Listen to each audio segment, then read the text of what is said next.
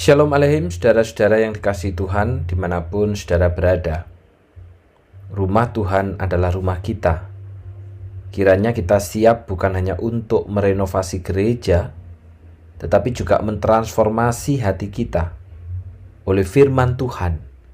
1 Samuel 13 ayat 10 sampai dengan 14.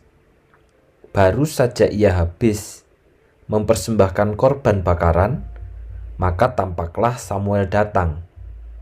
Saul pergi menyongsongnya untuk memberi salam kepadanya. Tetapi kata Samuel, "Apa yang telah kau perbuat?"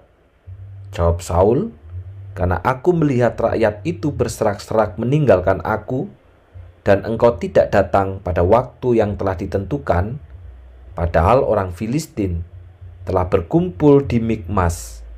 Maka pikirku, sebentar lagi orang Filistin akan menyerang aku di Gilgal, padahal aku belum memohonkan belas kasihan Tuhan.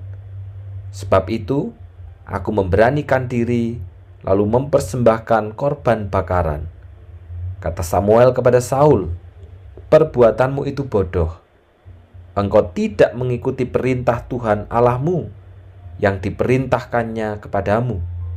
Sebab sedianya Tuhan mengokohkan kerajaanmu atas orang Israel untuk selama-lamanya.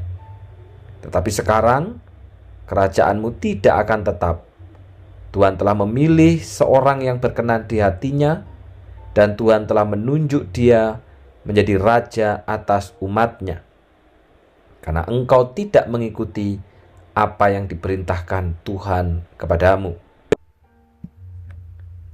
Saudara, kesabaran dan ketaatan adalah dua kata yang sangat mudah diucapkan, tetapi sangat sulit dilakukan.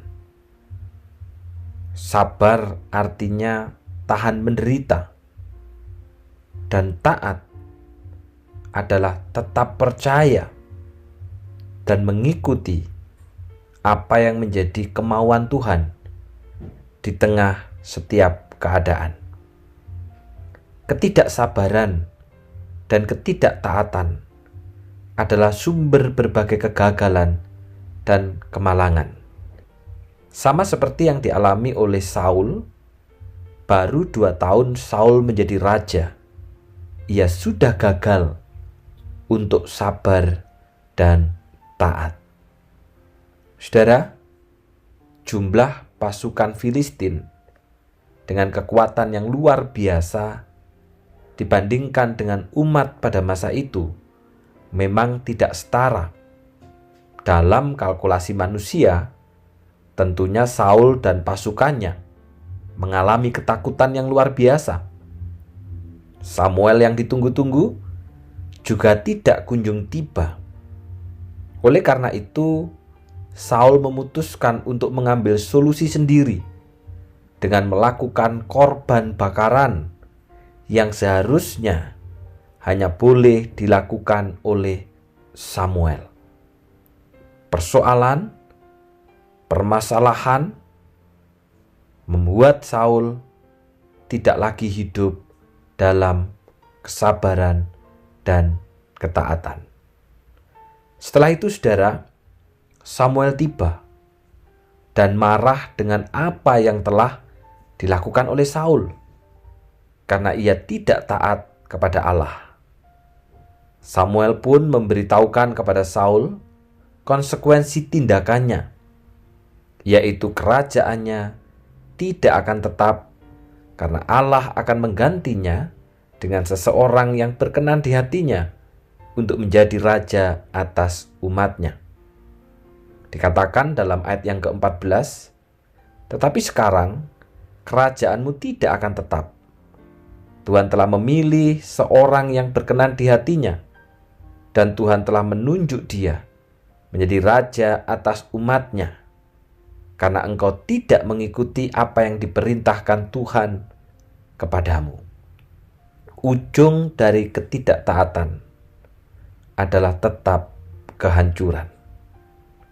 Hal hakiki yang terlupakan oleh Saul adalah percaya kepada Allah dan taat kepada Allah dalam menghadapi apapun juga.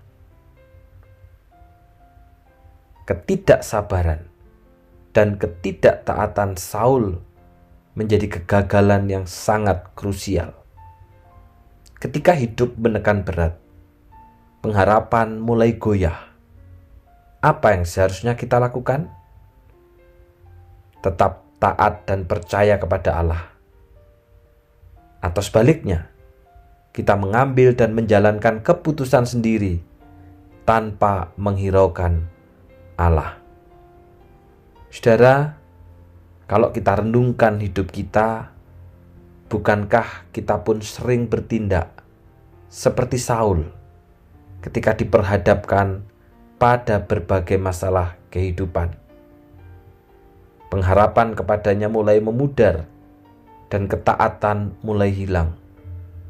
Kemudian kita menempuh jalan sendiri, cara sendiri, solusi sendiri, bahkan terkadang mengatasnamakan itu pertolongan Tuhan. Maka pertanyaannya, masihkah kita percaya kepada Allah? Masihkah kita menaruh hidup kita kepadanya? Masihkah kita bergantung kepadanya?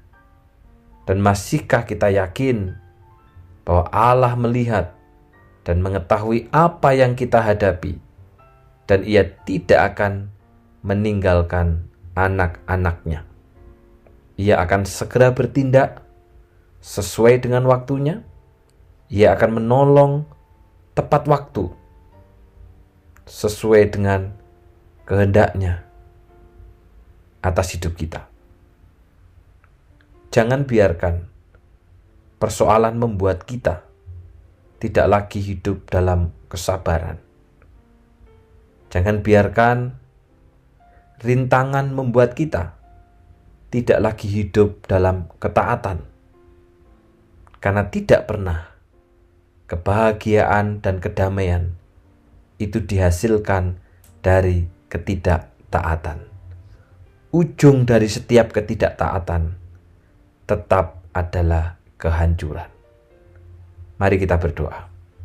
Bapa yang di surga, kami bersyukur untuk segala pertolongan Tuhan. Terlebih hari ini firman-Mu telah berbicara kepada kami, telah mengajar kepada kami, bagaimana Saul pada waktu itu sebagai seorang pemimpin telah gagal hidup dalam kesabaran dan ketaatan. Dia mengambil solusi yang seolah-olah baik, tetapi itu justru menghancurkan dia dan kerajaan dan umatnya. Oleh karena dia memilih untuk tidak taat ketika berada di tengah tekanan dan persoalan. Karena itu Tuhan, tolonglah umat-Mu, supaya di dalam segala persoalan hidup umat-Mu, bahkan kesulitan hari ini yang dikatakan Indonesia gelap, umat-Mu belajar hidup di dalam kesabaran, tahan di dalam segala kesusahan, dan mereka pun terus hidup dalam ketaatan di tengah-tengah segala tekanan. Karena tidak pernah kebahagiaan dan kedamaian itu dihasilkan dari ketidaktaatan. Justru ketidaktaatan itu menghasilkan kehancuran, dan ketaatanlah menghasilkan hidup yang berkenan di hati Tuhan. Hari ini kami berdoa untuk dua keluarga kami, untuk C. Indrayani dan Melisa Yuniati yang berulang tahun bertambah usia di dalam kemurahan Tuhan. Hamba-Mu berdoa untuk C. Indrayani, pakailah C. Indrayani di tengah keluarga besar, sebagai orang yang hidup di dalam kesabaran, sebagai orang yang hidup di dalam ketaatan. Dan segala sesuatunya, biarlah Tuhan yang menolong, yang menyertai. Demikian juga Melisa, orang muda yang saat ini sedang menempuh studi. Pakailah Melisa juga di tempat studinya, di tengah pergaulannya, sebagai orang yang memberitakan Injil, sebagai orang yang memberitakan Kristus. Kiranya masa depan Melisa ada di tangan Tuhan, dan Tuhan sudah menyediakan masa depan yang terbaik kepadanya. Di dalam nama Tuhan Yesus kami sudah berdoa. Amin. Selamat ulang tahun untuk C. Indrayani dan juga Melisa Yuniati. Tetaplah setia dengan perjanjian. Tuhan memberkati.